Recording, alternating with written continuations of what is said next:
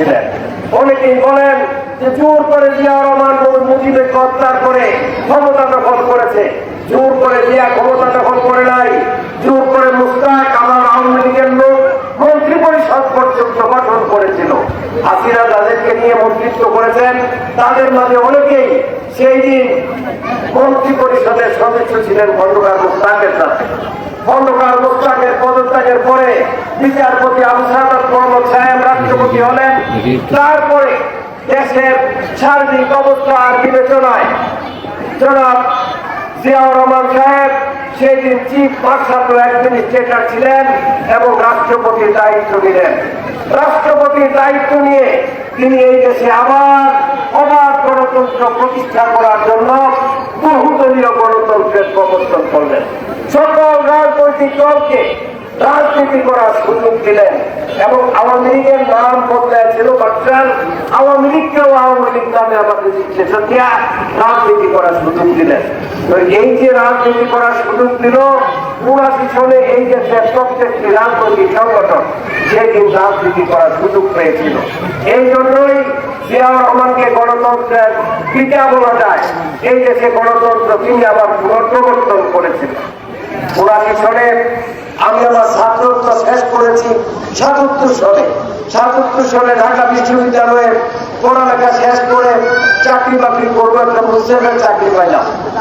তো ক্যাপ্টেন অলি আহমেদ তখন ক্যাপ্টেন ছিল, যে কর্নেল অলি আমার দলের যিনি সভাপতি, পরে তিনি পিএইচডি করেছেন মুক্তিযুদ্ধের উপরে। মুক্তিযোদ্ধা হিসেবে মুক্তিযুদ্ধের ইতিহাস দেখে তিনি পিএইচডি পেয়েছেন। আমরা ২০০৬ সনে বিএনপি থেকে সরে গিয়ে আমরা ৩২ জন এমপি মন্ত্রী যে লিবারেল ডেমোক্রেটিক পার্টি গঠন করেছিলাম। এই লিবারেল ডেমোক্রেটিক পার্টি কর্নেল অলি আহমেদ সভাপতি এবং আমি মহাসচিব।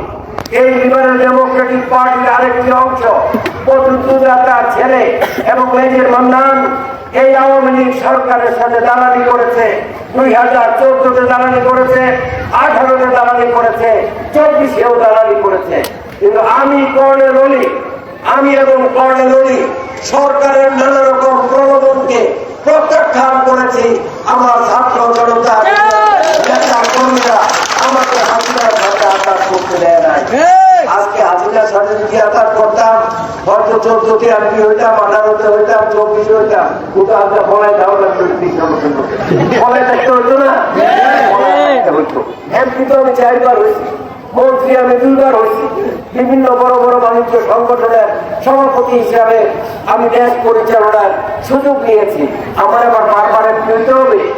এই বিনা ভোটের নির্বাচনে এমপি হওয়ার কোন সার্থকতা আছে? ২০১৪ সালে যখন নির্বাচন হয় কোন রাজনৈতিক দল নির্বাচনে অংশগ্রহণ করে নাই।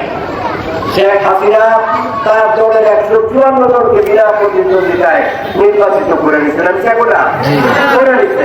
এখন আমরা চাইলে তার সাথে গিয়ে ৫-১০টা সংসদ সদস্যের ভোট দিতে পারতাম, টাকাও দিতে পারতাম। কিন্তু এই সমস্ত প্রলোভনে আমরা ভুলি নাই। দেশের গণতন্ত্র মানে মানুষ, আমরা গণতন্ত্রে বিশ্বাস করি। শেখ হাসিনার ওই নির্বাচন করতে অংশগ্রহণ না করার কারণ হল নির্দলীয় নিরপেক্ষ তত্ত্বাবধায়ক সরকার বেগম খালেদা জিয়ার নেতৃত্বে, আমি তখন বলতেছিলাম, খালেদা জিয়ার নেতৃত্বে শেখ হাসিনা দাবি করেছিল যে দেশে নির্দলীয় নিরপেক্ষ তত্ত্বাবধায়ক সরকার দিতে হবে। দেশনেত্রী বেগম খালেদা জিয়া গণতন্ত্রকে লালন করার জন্য সেই দিন নির্দলীয় নিরপেক্ষ তত্ত্বাবধায়ক সরকারের আইন পাস করেছিলেন। ২০০৮ নির্বাচন হলো, ৯ হাসিনা সরকার গঠন করলো। ১৪ নির্বাচনের আগে সে গণতন্ত্রকে নস্যাৎ করার জন্য নির্দলীয় নিরপেক্ষ তত্ত্বাবধায়ক সরকার পদ্ধতি বাতিল করে দিলেন। আমরা সেই দিন থেকে, সেই ২০১২ সাল থেকে হাসিনার বিরুদ্ধে আন্দোলন শুরু করেছি। বেগম খালেদা জিয়ার ডাকে সেই দিন ২০ দলীয় জোটে আমাদের দল লিবারেল ডেমোক্রেটিক পার্টি ৬ষ্ঠ দল হিসাবে বেগম খালেদা জিয়ার সাথে